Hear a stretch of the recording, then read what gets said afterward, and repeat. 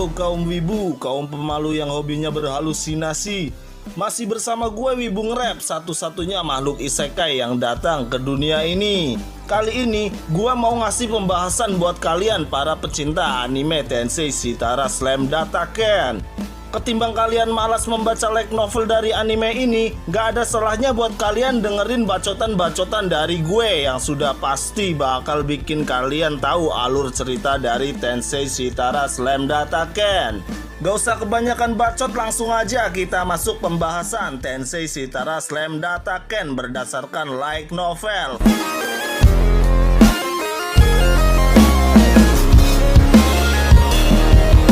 Setelah Rimuru membunuh Raja Iblis Clayman, dia pun secara resmi diakui sebagai True Demon Lord oleh para Raja Iblis terkuat dalam perjamuan Walpurgis. Diakuinya Rimuru sebagai True Demon Lord, hal itu juga membuat julukan baru untuk para Demon Lord terkuat dari 10 Demon Lord besar menjadi 8 Demon Lord bintang yang biasa disebut dengan Octagram. Di balik semua kejadian dalam perjamuan Walpurgis, dunia sekali lagi merasakan teror yang disebabkan oleh kebangkitan The Storm Dragon Veldora. Semua negara-negara di bawah pengaruh gereja suci barat harus memutar otak karena kekhawatiran mereka terhadap Veldora. Namun, ada suatu negara yang memiliki masalah jauh lebih mendesak, yaitu Kerajaan Falmouth. Pada suatu pagi, di dalam Royal Castle Kerajaan Falmouth tiba-tiba terdapat gumpalan daging di tengah singgasana sang raja. Sebuah wajah pun tertanam dalam gumpalan daging tersebut yang merupakan wajah dari raja Kerajaan Falmouth itu sendiri. Meskipun prajurit dalam kastil tersebut merupakan prajurit elit, mereka tidak berhenti menjerit ketakutan saat melihat hal tersebut. Karena penampilannya yang sangat menjijikan, mereka sama sekali tidak menyadari bahwa benda tersebut adalah sang raja yang mereka layani. Tetapi salah satu menteri yang mendengar jeritan para prajurit pun mengetahui bahwa yang mereka temukan adalah raja mereka sendiri. Ia pun mengumpulkan para prajurit kerajaan di istana, dan mereka pun juga mengkonfirmasi bahwa gumpalan daging tersebut adalah Raja Edomeris.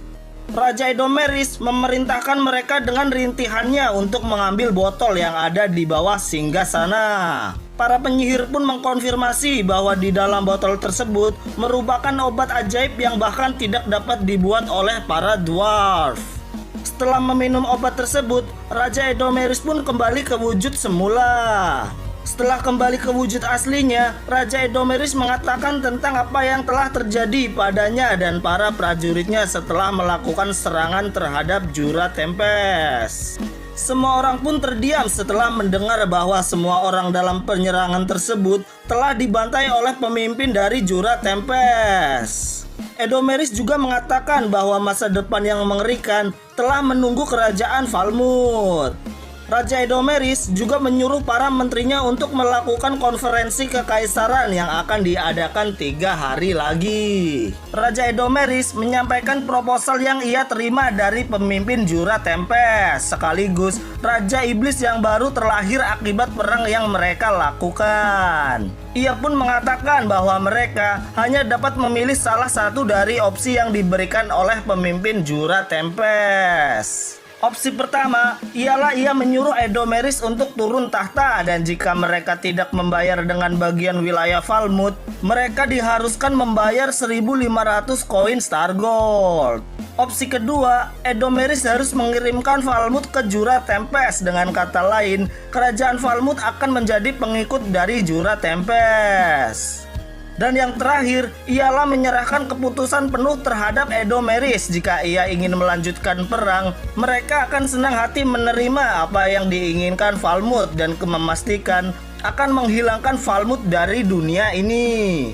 Dengan senyuman indah, Raja Edomeris mengatakan bahwa dirinya sama sekali tidak berani menentang Raja Iblis penguasa Jura Tempest.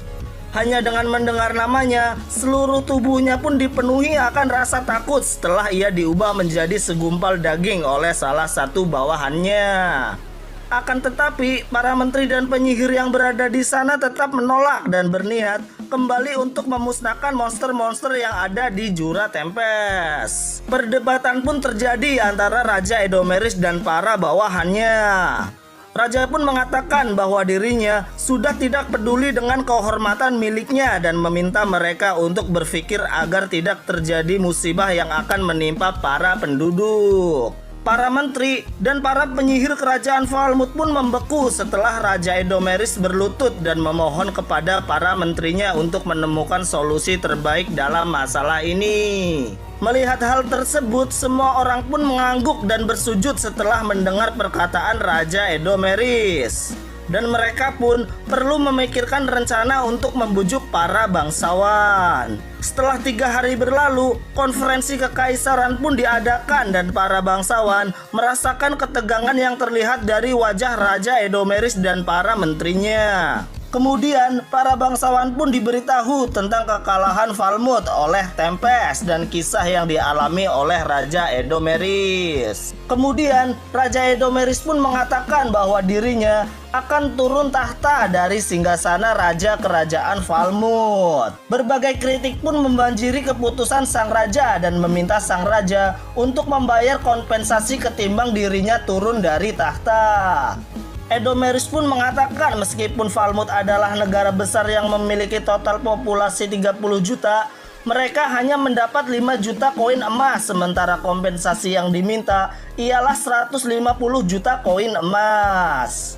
Para bangsawan sangat marah dan meminta raja untuk bertanggung jawab karena menurut mereka turunnya raja dari tahta ialah agar dia dapat melarikan diri dari tanggung jawab. Pada akhirnya, konferensi pun berakhir tanpa mencapai kesepakatan apapun. Dan hal tersebut persis dengan apa yang diprediksi oleh Rimuru, atau lebih tepatnya analisis dari Rafael. Perang saudara pun meletus dalam kerajaan Falmouth yang membuat terpecahnya wilayah-wilayah kerajaan Falmouth.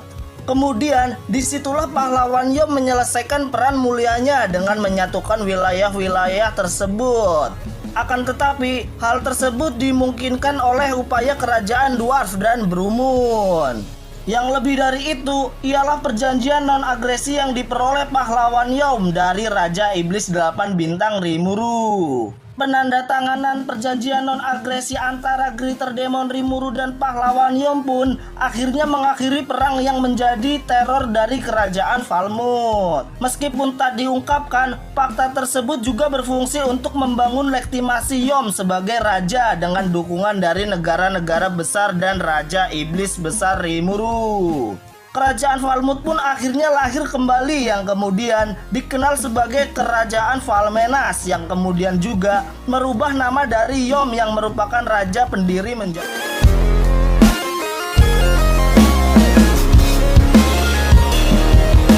Setelah Rimuru membunuh Raja Iblis Clayman, dia pun secara resmi diakui sebagai True Demon Lord oleh para Raja Iblis terkuat dalam perjamuan Walpurgis.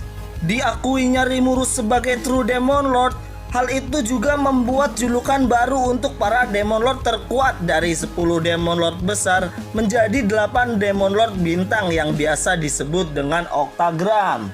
Di balik semua kejadian dalam perjamuan Walpurgis, dunia sekali lagi merasakan teror yang disebabkan oleh kebangkitan The Storm Dragon Veldora.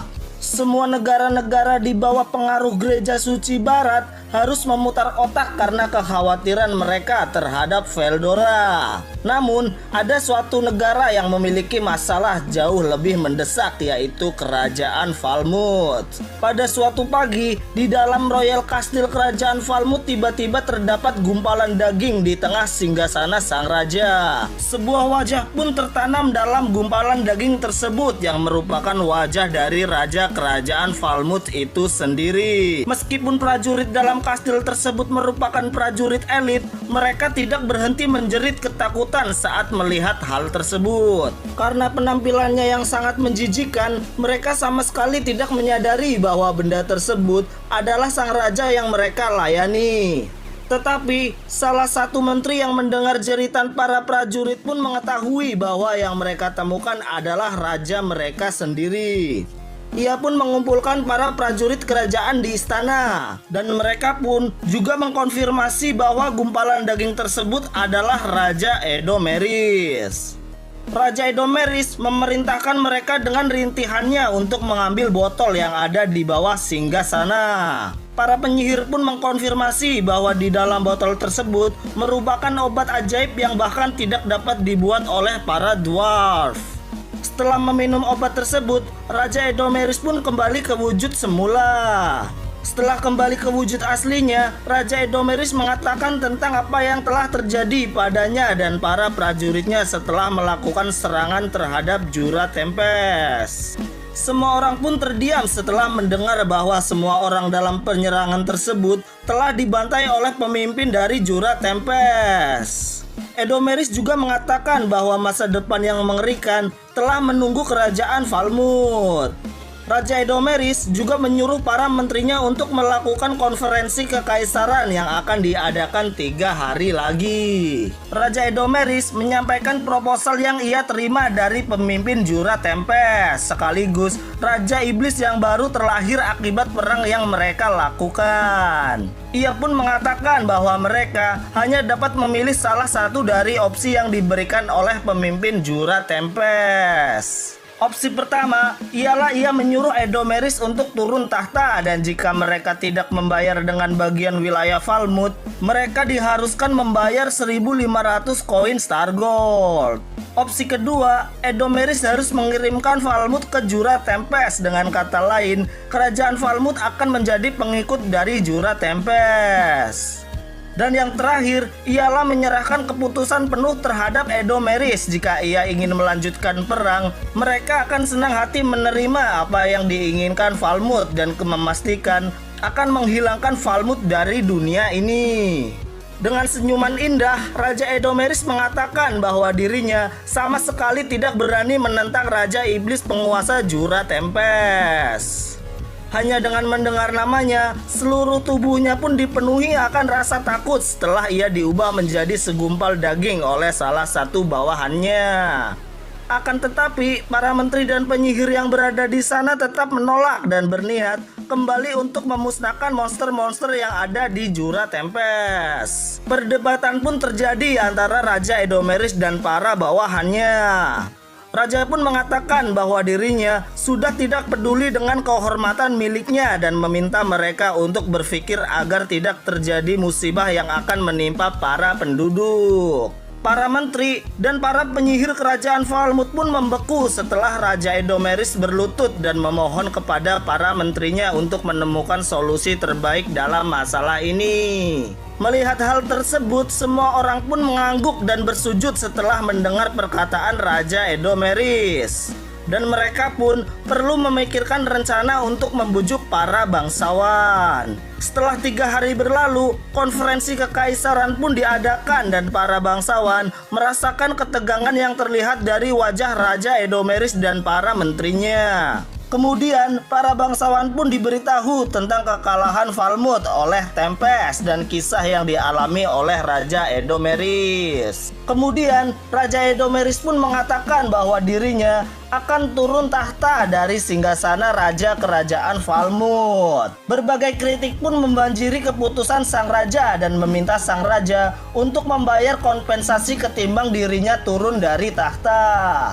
Edomeris pun mengatakan meskipun Falmouth adalah negara besar yang memiliki total populasi 30 juta, mereka hanya mendapat 5 juta koin emas, sementara kompensasi yang diminta ialah 150 juta koin emas.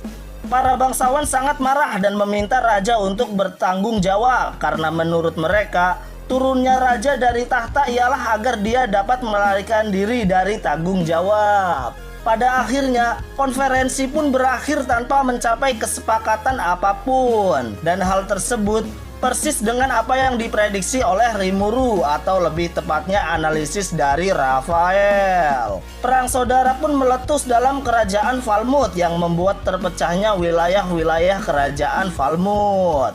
Kemudian disitulah pahlawan Yom menyelesaikan peran mulianya dengan menyatukan wilayah-wilayah tersebut.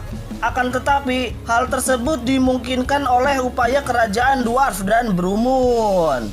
Yang lebih dari itu, ialah perjanjian non-agresi yang diperoleh pahlawan Yom dari Raja Iblis 8 bintang Rimuru. Penandatanganan perjanjian non-agresi antara Greater Demon Rimuru dan pahlawan Yom pun akhirnya mengakhiri perang yang menjadi teror dari kerajaan Falmouth. Meskipun tak diungkapkan, fakta tersebut juga berfungsi untuk membangun legitimasi Yom sebagai raja dengan dukungan dari negara-negara besar dan Raja Iblis besar Rimuru.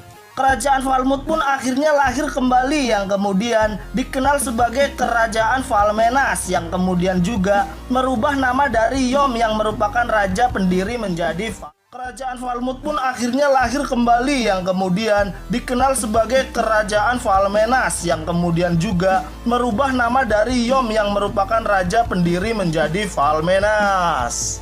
Scan berpindah menuju gereja suci barat di mana mereka sedang mengalami kepanikan besar setelah mengetahui terbebasnya kembali The Storm Dragon Veldora. Hal tersebut dikarenakan hilangnya koneksi dengan tim penakluk.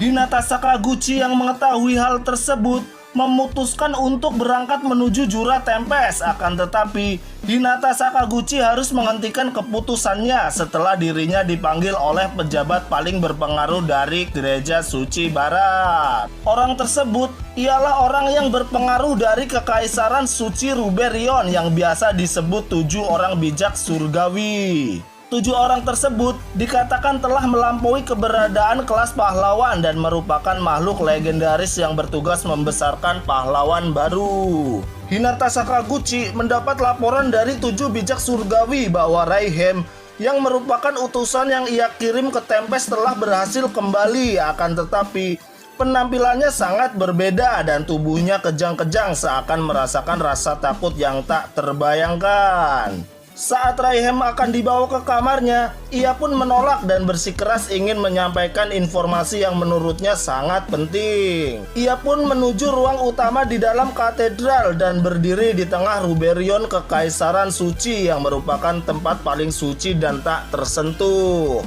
Di sana, ia berlutut dan mengangkat kepalanya untuk memberikan hormat atas kedatangan Hinata Sakaguchi. Dengan keputusasaan yang sangat dalam, ia berdiri dan melepas pakaian compang-camping di tubuhnya. Akan tetapi, semua orang akhirnya berfokus pada tubuh Raihem ketika banyak wajah yang muncul dari tubuhnya. Beberapa wajah tersebut menunjukkan ekspresi sedih, sementara lainnya terlihat sangat putus asa dan bahkan ada beberapa orang gila yang tersenyum seolah mengejek tanah suci tempat ia berdiri.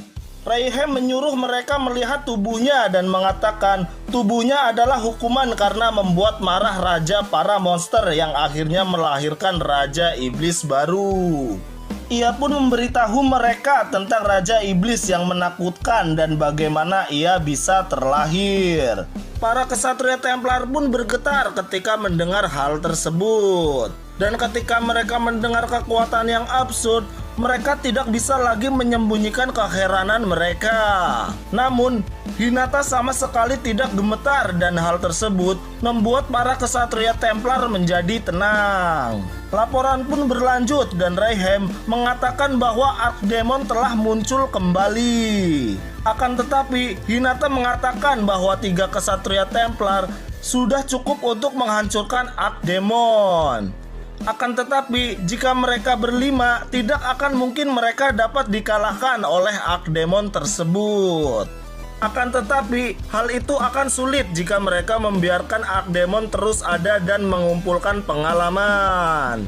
Kemudian, Hinata pun mengatakan bahwa ini merupakan masalah yang mendesak dan dia akan menaklukkan iblis tersebut bersama timnya. Seorang kesatria Templar muda pun meminta agar dirinya diperintahkan untuk ikut menyerang. Akan tetapi, Raihem masih belum berakhir dan dia masih belum menyebutkan poin utama dari laporannya, bahwa 15.000 orang dan kekuatan elit mereka benar-benar musnah oleh serangan dari satu individu. Dan mereka dibantai tidak seperti tentara, melainkan dibunuh satu persatu. Keheningan pun mulai menyelimuti ruangan tersebut karena seseorang yang mampu membasmi 15.000 tentara membuat mereka teringat akan sebuah legenda monster yang mereka sebut cocok dengan deskripsi kata Raja Iblis. Menurut mereka, Raja Iblis yang menebar kekacauan dan kehancuran yang mereka sekarang anggap sebagai Raja Iblis peringkat S khusus ialah Guy Crimson dan Milim Nava. Keheningan berat pun semakin menguasai ruangan tersebut dan Hinata mengakhiri kesunyian tersebut dengan mengatakan apakah Rayhem melihat kebangkitan Raja Iblis tersebut. Rayhem pun menjawab bahwa hal itu telah ia konfirmasi setelah tercukupnya 15.000 jiwa sebagai persembahan. Hinata pun mulai berpikir bahwa dia masih beruntung belum pergi menuju Jura Tempest karena menurutnya mengumpulkan tentara yang kuat dalam jumlah banyak pun akan tidak berguna jika melawan True Demon Lord. Dia pun memutuskan untuk pergi seorang diri menuju Jura Tempest karena menurutnya hal itu merupakan pilihan yang tepat untuk mencegah lebih banyak korban kemudian. Hinata kembali mempercepat pikirnya lagi dan lagi bahwa untuk memastikan kemenangannya, mungkin dia harus membawa 100 elit kesatria Templar. Ekspresi sedih seketika muncul dari wajah Rayhem dan kemudian muncul wajah baru dari dadanya. Wajah tersebut ialah wajah dari Rimuru, penguasa dari Jura Tempest. Hal itu membuat semua kesatria Templar terkejut, sedangkan Hinata masih tidak berubah dan menunggu kata-kata dari Rimuru. Beberapa tentara pun mendatangi tubuh Rayhem dengan pedangnya, akan tetapi mereka terhenti oleh pidato yang harus mereka dengar. Kemudian Rimuru pun menanyakan berapa banyak mereka akan membayar untuk mengakhiri perang ini. Karena menurut Rimuru, merekalah yang memulai pertarungan dan dia mempunyai saksi sehingga pihak Gereja Suci Barat tidak akan bisa untuk mengembalikan fakta tersebut. Akan tetapi, hal itu dapat Rimuru maafkan jika Gereja Suci Barat bersedia meminta maaf kepada Rimuru dan para penduduk Jura Tempest. Dan jika Gereja Suci menolak untuk menebus kesalahan mereka, Rimuru beserta monster lainnya akan dengan senang hati menghancurkan Gereja Suci dengan kekuatan penuh miliknya. Kemudian Rimuru juga mengatakan kepada Hinata Sakaguchi jika Hinata kembali mendatangi Rimuru dengan niat bertarung, dirinya akan merespon dengan kekuatan penuh miliknya. Rimuru juga menjelaskan alasan Rimuru membantai semua tentara Falmouth dan Gereja Suci Barat yang telah membunuh teman-teman dari Rimuru. Rimuru pun akhirnya menyelesaikan pesan yang ia buat dengan mengatakan ia akan menunggu balasan dari Gereja Suci Barat seminggu dari sekarang karena dirinya saat ini sedang menghadiri perjamuan Walpurgis para Demon Lord. Para kesatria Templar pun hanya terdiam melihat respon dari Hinata Sakaguchi setelah mendengar pesan tersebut. Hinata hanya terdiam dan memikirkan banyak hal yang harus ia lakukan karena menurutnya sama sekali tidak ada kebohongan dari apa yang dikatakan oleh Rimuru. Kemudian ia pun membuka matanya yang sebelumnya ia tutup.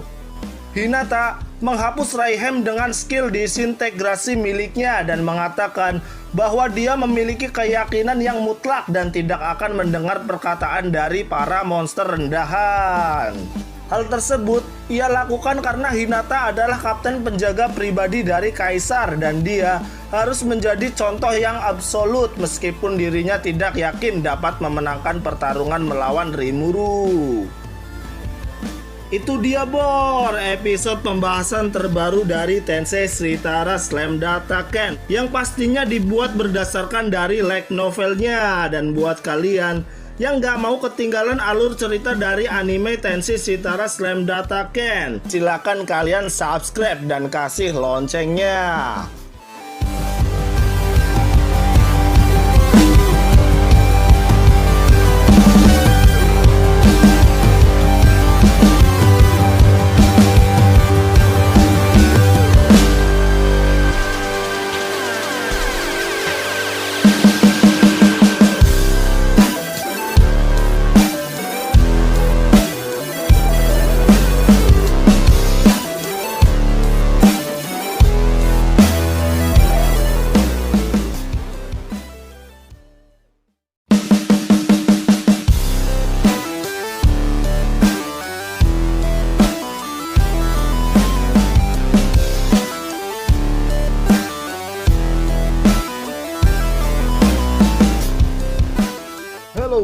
user kaum wibu yang mendominasi dunia dengan imajinasi. Jika kalian ingin menonton video ini, gue saranin kalian buat masuk dulu ke mode imajinasi agar kalian tidak gagal paham dengan bacotan-bacotan dari gue, wibu nge-rap dari Isekai. Melanjutin pembahasan kemarin, kali ini gue masih gak bosen-bosen ngebahas kelanjutan dari anime Tensei Shitara Slam Data Cat yang gue buat berdasarkan dari light novelnya. Tentu saja video ini juga merupakan full spoiler untuk kelanjutan animenya. Gak usah banyak bacot, langsung aja kita masuk pembahasan versi wibu nge-rap.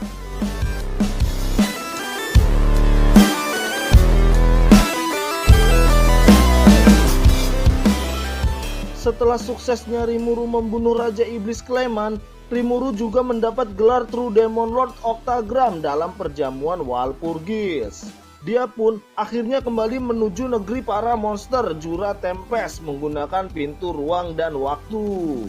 Saat tiba di sana, Rimuru tidak melihat keberadaan dari negaranya, akan tetapi wajah bahagia semua orang menyambut kedatangan dari Rimuru.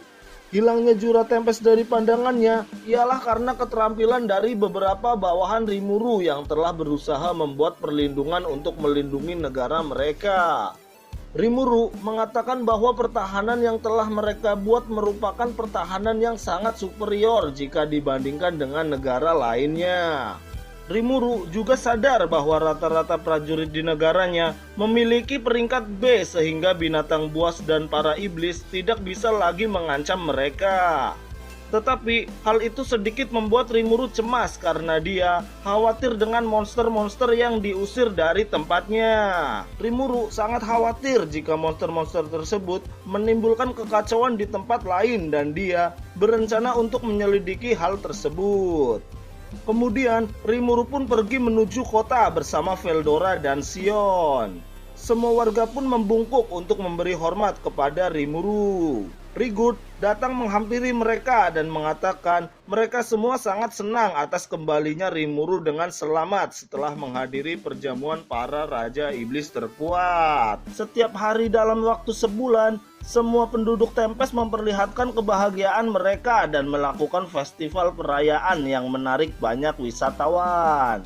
Rimuru mengadakan pertemuan mendesak dengan para eksekutif Federasi Tempest. Dia memerintahkan Zoe untuk mengamati pergerakan para monster di wilayah sekitar Jura Tempest. Zoe pun menerima perintah tersebut meskipun menurutnya tidak ada alasan untuk mereka khawatir tentang hal tersebut. Zoe juga menyarankan untuk membunuh monster yang tak berotak seperti mereka adalah ide yang jauh lebih bagus. Di samping itu, banyak dari penduduk Tempest yang memancarkan aura kuat yang mengakibatkan menurunnya jumlah monster dan iblis yang muncul di negara Tempest. Zoe memberikan saran kepada Rimuru bahwa mereka perlu memastikan para pedagang manusia dapat melintasi jalan mereka dengan aman. Karena menurutnya, monster lemah pun akan sangat menjadi ancaman untuk para manusia biasa. Mendengar hal itu, Vesta pun menyarankan untuk menciptakan penghalang dengan alat ajaib yang telah ia buat bersama para dwarf.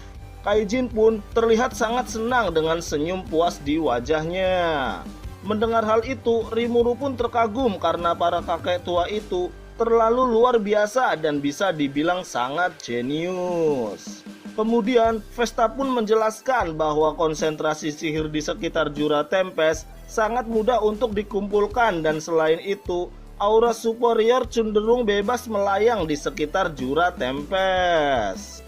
Dengan kata lain, Jura Tempest bukanlah wilayah yang normal karena mereka telah menganalisis efek konsentrasi atmosfer energi sihir pada pembentukan kristal iblis. Mendengar hal tersebut membuat Rimuru bangga akan penemuan luar biasa mereka karena menurutnya hal ini sangat penting untuk negara mereka agar dapat merilis produk yang kompetitif. Bukan cuma hal itu, karena produk sampingan dari penelitian Vesta dan lainnya dapat memperoleh cara mendapatkan kristal setan dan juga menemukan metode pembuatan batu ajaib. Meskipun akan butuh waktu lama untuk dapat menghasilkannya. Di sisi lain, mereka dapat dengan mudah menggunakan kristal iblis sebagai bahan bakar mereka sendiri. Mereka pun akhirnya dapat membuat penghalang dengan ketebalan 50 cm menggunakan kristal tersebut. Mereka pun akhirnya memasang penghalang tersebut di sepanjang 10 km jalan rute perdagangan. Tidak hanya Vesta dan Kaijin, tetapi Suna dan Kurobe juga ikut memberikan pengetahuannya tentang hal tersebut. Kemudian, Rimuru pun menyuruh Soei mengamati efek dari penghalang yang mereka miliki. Karena Jura Tempest akan terus berusaha menjadi pusat perdagangan dunia. Kemudian, Rimuru pun mendengar berita tentang Yom yang telah berhasil menjadi raja di kerajaan Falmouth atau Falmenas yang baru. Akan tetapi sangat sulit bagi Yom untuk mengendalikan para bangsawan di sana karena dia tidak pernah menjadi raja sebelumnya. Untuk mengatasi hal tersebut, Yom pun akhirnya berteman dengan raja sebelumnya dengan tujuan untuk mengendalikan para bangsawan menggunakan pengalaman Raja Edomeris. Mendengar laporan tersebut membuat Rimuru senang dan lepas dari semua kekhawatirannya. Kemudian Gerudo mengangkat tangannya dan mengatakan dirinya ingin memberitahu saudara-saudaranya tentang kenaikan Rimuru menjadi Raja Iblis. Hal itu juga sebagai praktik keterampilan transportasi milik mereka dengan mengunjungi setiap desa. Rimuru kemudian mengizinkan Gerudo melakukan apa yang ia katakan, akan tetapi Rimuru lupa mengatakan bahwa dirinya telah diberikan seluruh wilayah hutan Jura sebagai daerah kekuasaannya. Mendengar hal itu, semua orang pun menatap Rimuru dan kemudian Rigurd pun bertanya apakah semua itu benar dan seluruh hutan Jura Tempest akan menjadi zona netral untuk mereka. Karena menurut Rigurd, desa-desa rahasia yang ada di hutan Jura bisa menjadi suatu hal yang bermasalah, di antaranya ialah para elf. Benimaru pun angkat bicara dan mengatakan hal itu tidak akan jadi masalah kecuali mereka memutuskan untuk melawan kita. Karena hak atas hutan Jura telah diberikan secara penuh kepada Rimuru oleh para Raja Iblis Oktagram. Kaijin pun terlihat sangat senang karena dia dapat mengambil sumber daya sesuka hati tanpa harus meminta izin. Bahkan, Raspberry sekalipun harus meminta izin dari Demon Lord Rimuru jika mereka tetap ingin tinggal di desa-desa tersembunyi seperti saat ini. Mendengar hal itu, Gabiru pun panik dan mengatakan semua penghuni hutan Jura pasti akan datang mencari perlindungan Raja Iblis atau memilih hidup sesuka mereka.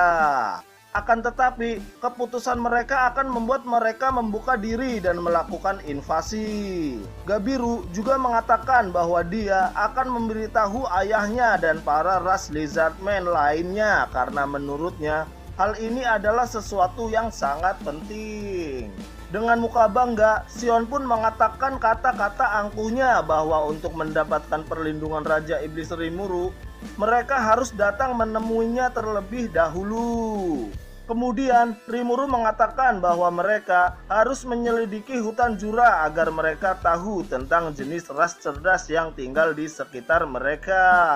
Rigurd pun mengatakan bahwa para tamu akan segera datang mengunjungi Tuan Rimuru dan dia memerintahkan warga kota untuk memulai persiapan penyambutan untuk mereka.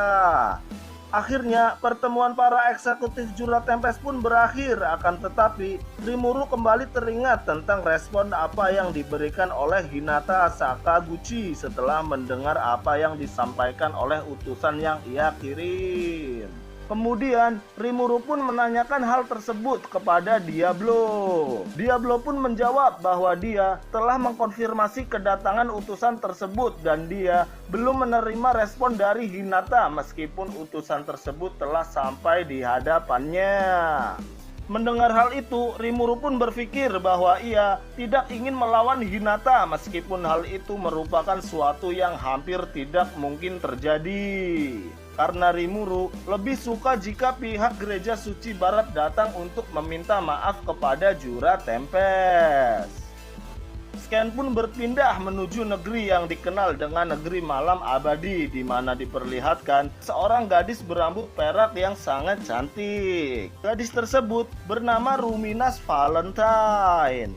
Dia adalah penguasa negeri tersebut dan merupakan Raja Iblis yang dikenal sebagai Ratu Kegelapan. Ruminas pergi menuju sebuah ruang penghalang yang kuat dan menuju sebuah peti mati roh suci yang merupakan tempat tidurnya. Saat dia masuk, jantungnya berdegup kencang karena peti mati yang ia beri penghalang kuat telah hilang dari ruangan tersebut. Ruminas pun merasa bahwa ada sisa bau manusia dalam ruangan tersebut. Dia pun merasakan kebingungan untuk yang pertama kalinya dan dia tidak bisa menerima apa yang telah ia lihat. Seketika dia pun sangat marah dan melepaskan semua energi sihirnya yang tersembunyi. Dia pun berpikir bahwa seseorang yang bisa menghilangkan penghalang peti matinya hanyalah seorang Raja Iblis atau makhluk yang bisa menyaingi Raja Iblis dalam segi kekuatan. Ruminas juga berpikir bahwa orang yang mencuri peti tersebut pastilah yang mengetahui tentang perjamuan Walpurgis, karena menurutnya peti tersebut tidak akan pernah bisa hilang jika dirinya ada di tempat tersebut. Kemudian Ruminas pun teringat dengan apa yang dikatakan Cleman sebelum ia mati, bahwa Kazaream sekarang telah terakhir kembali, dan Ruminas mengira bahwa yang mencuri peti tersebut ialah Raja Iblis Kazaream. Hal itu terlihat dari gerak-gerik Cleman yang mencetuskan perjamuan Walpurgis sebagai pengalih agar dirinya dapat mencuri peti tersebut. Ruminas pun semakin marah karena dia merasakan penghinaan memenuhi hatinya, karena dia sangat yakin bahwa dugaannya tidak mungkin salah. Di samping itu, dia juga sangat menyesal karena Ruminas menjauhkan semua penjaga dari peti mati tersebut agar tidak ada yang bisa menyentuhnya. Dia pun berjanji dalam hatinya bahwa dia akan merobek organ tubuh Kazaream jika mereka bertemu. Kemarahan pun terus menyelimuti Ruminas dan kekuatannya terus meningkat dan mengamuk. Akan tetapi, kemarahannya berbeda dengan saat Veldora yang mengubah negaranya menjadi abu, karena kali ini hatinya sangat terkoyak. Nafsunya yang tidak terpenuhi pun akhirnya menyebabkan Ruminas berubah dan dia mendapatkan keahlian unik skill baru, Raja Asmodeus Nafsu, yang merupakan evolusi tertinggi dari skill nafsu miliknya. Tetapi dia sama sekali tidak peduli dengan keadaan tersebut dan dirinya terus menjerit karena kemarahan yang ia alami. Kota suci Ruberius dari kerajaan Ruberion merupakan kota suci diselimuti cahaya yang tenang. Kota suci ini dilindungi oleh penghalang suci. Penghalang tersebut mencegah orang luar yang tidak diundang dan melindungi kota selama lebih dari 1000 tahun. Penghalang tersebut juga menghalangi sinar matahari yang memungkinkan cahaya alami kota dapat diatur. Oleh karena itu, nampak lebih cerah di sore hari dan lebih gelap di malam hari. Hinata Sakaguchi meyakini kota ini sangatlah ideal, yang mana mereka yang memiliki kemampuan unggul membantu mereka yang lebih lemah. Di saat yang bersamaan, Hinata juga merasa janggal, di mana setiap kali dia berada di kota tersebut, dia dapat berpindah tempat dari Grand Cathedral di kota suci Ruberius menuju gereja Saint kerajaan Ingracia dalam hitungan detik. Karena kedua kota ini terhubung melalui sirkuit agung. Ibu kota Ingracia adalah kota paling maju yang merupakan asosiasi kebebasan. Mereka memprioritaskan akses langsung ke kota. Bahkan sekitar 600 tahun yang lalu, kerajaan Ingracia dan kerajaan suci Ruberion bertukar sihir penghalang. Akibat dari semua ini, mereka memperoleh kemampuan untuk mendirikan markas besar di kerajaan Ingracia. Sekali lagi, Hinata merasa ada yang tidak sesuai dengan kota ini, karena kota bebas Ingracia dan kota Ruberius sangatlah bertentangan. Hinata juga merasa aneh ketika melihat perbedaan dari anak-anak dari sekolah Great Holy Chamber, di mana setiap wajah mereka terlihat putus asa. Semua ketidaknyamanan Hinata dimulai setelah mendengar perkataan Rimuru, karena setiap hari dia selalu terbayang-bayang perkataan Rimuru. Scan berpindah di mana 7 bijak surgawi berkumpul. Mereka mulai bercerita tentang Veldora. Hinata merasa kebingungan begitu mendengar berita bahwa Veldora telah lahir kembali. Karena menurut 7 bijak surgawi, kebebasan Veldora adalah hal yang tidak terbayangkan. Hal ini membuat Hinata menunda perjalanan ke Tempest. Tetapi Hinata juga tidak bisa mengabaikan Raja Iblis yang memerintah dan begitu dekat dengan manusia. Dia juga tidak bisa mengabaikan kehadiran monster berbahaya. Hinata juga berpikir, apakah sesama orang Jepang yang berinkarnasi harus saling berseteru? Apakah dia penghalang yang harus dihilangkan? Karena menurut gereja suci, Rimuru adalah iblis yang sangat jahat. Hinata pun merasa goyah dengan pendiriannya, karena ini merupakan pertama kalinya pemikirannya goyah sejak bergabung dengan gereja Saint Western. Karena untuk pertama kalinya juga muncul sebuah konflik antara pikirannya dengan ajaran gereja. Kemudian Hinata memutuskan menemui instrukturnya. Di depan instruktur, yaitu 7 bijak surgawi, Hinata merasakan udara di sekitar berubah. Karena dia sedang berada di dalam penghalang pertahanan absolut kekaisaran. Tempat ini pun terisolasi dari dunia luar. 4 dari 7 bijak surgawi pun berada di hadapan Hinata. Dari pandangan Hinata, mereka mengenakan topeng sehingga Hinata tidak bisa melihat ekspresi keempat bijak surgawi tersebut. Keempat dari 7 bijak surgawi tersebut segera menanyakan tentang penanggulangan terhadap Veldora. Sebelum Hinata menjawab pertanyaan tersebut, keempat dari 7 surgawi menjelaskan bahwa naga Veldora adalah monster yang sebenarnya adalah roh suci dan bola energi. Karena itu mereka adalah makhluk yang tidak berwujud. Mereka juga menambahkan bahwa baru-baru ini naga Veldora berteman dengan Raja Iblis yang baru lahir. Raja Iblis itu pun membantai tentara Falmouth. Karena tidak terpikirkan oleh 7 bijak surgawi, satu makhluk mampu melakukan hal seperti itu. Ditambah lagi, naga jahat berteman dengan Raja Iblis. Ini merupakan hal yang tidak mungkin terjadi sebelumnya. Hinata pun angkat bicara bahwa dia tidak akan lari, entah itu naga atau Raja Iblis, dia akan membawa pulang kemenangan. Dia pun meminta maaf karena dia sempat meragukan gereja suci barat. Hinata pun berpikir bahwa hanya karena Raja Iblis itu reinkarnasi dari dunia yang sama, dia tidak akan melewatkan penghakiman terhadapnya. 4 dari 7 surgawi mengingatkan Hinata, serangan normal tidak akan mempan terhadap Veldora. Bahkan seorang pahlawan hanya mampu menyegelnya. 4 dari 7 surgawi pun mengklaim Hinata. Dia tidak akan bisa menghadapinya apalagi untuk mengalahkannya. Menanggapi hal tersebut, Hinata menjelaskan tentang kedatangannya bukan untuk hal itu, melainkan dia meminta saran tentang cara memperlakukan reinkarnasi dari negara yang sama yang terlahir sebagai monster. Tetapi mendengar laporan dia bersekutu dengan naga Veldora dan membantai kerajaan Falmouth, Hinata membulatkan tekad bahwa manusia dan monster tidak bisa hidup berdampingan. Oleh karena itu, mereka perlu dihancurkan. Tidak hanya itu, Hinata juga meminta izin untuk menggunakan senjata spiritual. Mendengar hal itu, seketika ruangan itu dipenuhi dengan keheningan. Beberapa selang kemudian, 4 dari 7 surgawi pun menjawab. Mereka akan mengizinkan Hinata menggunakan senjata spiritual. Karena menurut 4 dari 7 surgawi, Hinata merupakan pahlawan generasi ini yang memungkinkan bisa menggunakan senjata tersebut. Senjata spiritual adalah senjata yang hanya diperuntukkan bagi para pahlawan dan dikembangkan secara rahasia oleh gereja sebagai senjata anti monster yang hanya bisa digunakan oleh seseorang yang dicintai roh pahlawan. 7 surgawi pun meyakini Hinata adalah pahlawan yang dicintai oleh roh pahlawan. Tetapi karena kemampuannya yang sangat hebat, Hinata pun hampir tidak membutuhkan senjata spiritual. Tetapi menurut Hinata, pahlawan baginya adalah Izawa Zizu, makhluk yang sangat kuat dan sangat baik. Makhluk yang bisa membuat keinginan orang menjadi kenyataan. Rimuru yang hanya sama wajahnya adalah ekspresi kejam yang tidak bisa memenuhi harapan manusia. Hinata juga memutuskan bahwa kali ini dia tidak bisa membiarkan keberadaan monster berbahaya. Karena menurutnya dia tidak bisa menjadi pahlawan rakyat atau mengabulkan harapan. Tapi Hinata bisa menjadi pedang yang akan menghancurkan siapa saja yang mengancam umat manusia. Hinata pun menghunuskan pedang dengan ekspresi kejam di wajahnya. Dia mengayunkan ujung pedang dengan kecepatan suara dan memegang pedang seolah itu adalah tubuhnya sendiri. Hal ini karena Hinata mempunyai skill manipulasi berat dan manipulasi inersia pada saat yang sama. Hinata juga bisa menambahkan berat badan saat berbenturan dengan lawannya, sehingga dia bisa mendapatkan pukulan yang sangat menghancurkan. Selain itu, dia tidak peduli seberapa cepat lawannya. Selama dia membatalkan inersia, Hinata dapat menangkis semua serangan. Skill tambahan yang termasuk dalam keterampilan uniknya, yaitu perampas, dikelola dengan sempurna oleh keterampilan unik ahli matematik.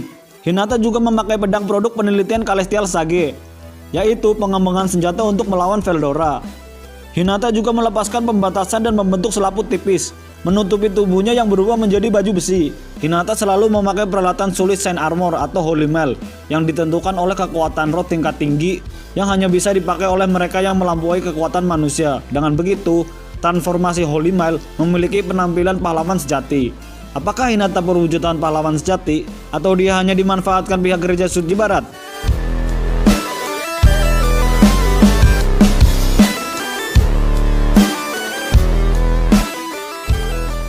Setelah Hinata membulatkan tekad untuk melenyapkan para monster di hutan Jura di depan 4 dari 7 surgawi, lantas Hinata pergi meninggalkan tempat tersebut.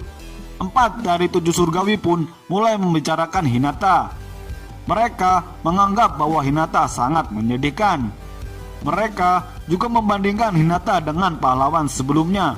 Dari yang mereka lihat, Hinata sangat lemah dan tidak berpengalaman seperti pahlawan sebelumnya.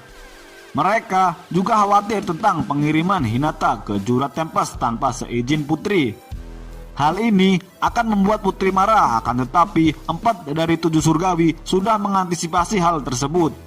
Mereka mengirim Venus, Saturnus, dan Sun untuk menghibur putri.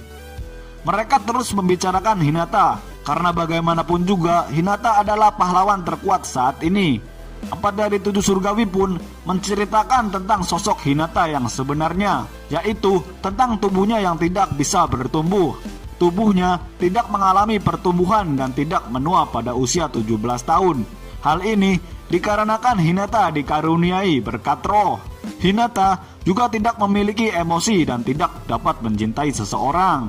Hinata tidak pernah merasakan kasih sayang sejak anak-anak. Kondisi ini merusak hati Hinata. Walaupun Hinata dicintai para roh, hal ini tidak membuat perbedaan terhadap Hinata. 7 dari 4 surgawi juga tidak mengharapkan hal besar dari Hinata. Jadi selama Hinata mengintai kekuatan Raja Iblis baru, itu sudah cukup bagi mereka. 4 dari 7 surgawi juga mempunyai rencana licik, yaitu apabila Hinata kalah, mereka akan mengatakan Hinata bertindak atas kemauannya sendiri. Karena menurut mereka, Hinata adalah pion sekali pakai. Keesokan harinya, Hinata berangkat menuju Jura Tempest. Hinata membawa 100 kesatria Templar bersenjata lengkap. Scan berpindah menuju Jura Tempest. Rimuru yang mendengar berita penyerangan Hinata, dia mengantisipasinya dengan berpikir terlebih dahulu. Apakah keberadaan hutan Jura benar-benar berbahaya sehingga Hinata menolak segala peluang untuk negosiasi? Rimuru juga berpikir apakah satu-satunya jalan adalah menghancurkan mereka, karena kejadian ini pasti akan mengarah pada perang besar. Menurut Rimuru, Hinata adalah orang yang mengabaikan apa yang orang lain katakan. Apakah dia bertindak sesuai akal sehat? Karena jika Hinata datang ke dunia ini ketika usia 15 tahun, menurut Rimuru, apakah Hinata tidak tahu sejarah Jepang modern? Karena jika Hinata datang ke dunia ini saat berusia 15 tahun, Hinata tidak mungkin mengerti sejarah Jepang. Rimuru akhirnya mengabaikan hal tersebut, karena Hinata sudah mengatakan monster adalah musuh-musuhnya, yang berarti tidak ada gunanya lagi untuk berpikir apa-apa lagi selain menghancurkan musuh. Rimuru pun segera mengumpulkan kepala departemen dan membahas situasi tersebut. Soe melapor tentang pergerakan Hinata. Dia juga bercerita tentang pasukannya yang ditugaskan di kerajaan suci Ruberion yang tiba-tiba berpindah dan berangkat dari gereja Saint Western. Hal tersebut membuat Soe berkesimpulan bahwa ini hal yang berbahaya. Dia juga mengkonfirmasi tentang adanya kekuatan emas. Menanggapi hal tersebut, Rimuru sangat puas atas kinerja Soe. Soe juga melaporkan bahwa dia mengirim Soka dan mata-mata lainnya ke berbagai negara. Dia memperoleh informasi dari para penduduk setempat, yaitu fakta bahwa ada begitu banyak ksatria Templar di kerajaan Ingracia. Soe juga mengkonfirmasi bahwa Hinata Sakaguchi dan 100 ksatria Templar sedang menuju Jura Tempest dengan pengambilan rute tercepat. Dengan kata lain, mereka akan tiba di Jura Tempest dalam waktu 2 minggu. Mendengar hal ini, Rimuru sangat berhati-hati karena mereka adalah 100 ksatria Templar yang berperingkat yang dipimpin oleh Hinata Sakaguchi. Yang dimaksud kehati-hatian dalam hal ini yaitu agar tidak menjadi banyak korban. Rimuru akhirnya meminta pendapat Benimaru. Sebelum menjawab hal tersebut, Gabiru pun mengutarakan niatnya untuk menggunakan divisi Heryu untuk menyerang dari langit. Menanggapi hal tersebut, Benimaru berpendapat bahwa Kesatria Templar memiliki peringkat A. Mereka tidak akan kalah hanya karena serangan dari udara, karena mereka pasti akan menggunakan sihir barir. Benimaru pun lebih menyarankan tugas ini kepada Gerudo. Rimuru pun angkat bicara bahwa dia tidak ingin teman-temannya mati, tetapi tidak bisa dipungkiri musuh kali ini adalah Hinata Sakaguchi. Karena dalam pertarungan terakhirnya, Rimuru bisa selamat dan hanya bisa melarikan diri. Apalagi Hinata saat ini tidak sendirian, dia membawa 100 kesatria Templar. Rimuru pun mulai berpikir naif, yang berarti mereka adalah wali manusia yang diberkahi arwah. Rimuru juga tidak bisa mengabaikan korban yang diciptakan monster di dunia ini, karena hal itu merupakan tugas para kesatria Templar yang mencegah korban lebih lanjut. Yang berarti ini merupakan tugas kesatria Templar sebagai perwujudan dari harapan dari setiap korban.